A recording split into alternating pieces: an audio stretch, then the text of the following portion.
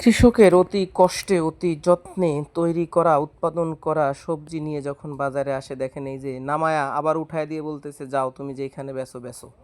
কৃষক যেন নিরুপায়, তারপরে আবার পুনরায় যখন ওর মনোনীত দামে সম্মতি দেয় ঠিক তখনই এই যে দেখেন আবার নামায় নিচ্ছে। আহারে, এই কৃষকের কষ্টের কথা যদি একটু চিন্তা করতাম আমরা তাহলে কতই না ভালো হতো। তাই সকলের প্রতি আকুল আবেদন, ভাই কৃষককে নিয়ে একটু চিন্তা করেন, একটু ভাবেন।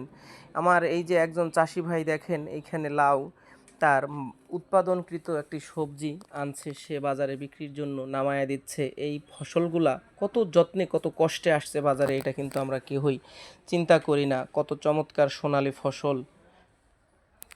এই ফসলটা আমার আরেকজন চাষি ভাই এই যে বাজারে আনছে দেখেন, মুখখান মলিন দেখায় যদি, ওই যে দেখেন ওনার মুখখান দেখা যাচ্ছে কোনো হাসি নাই।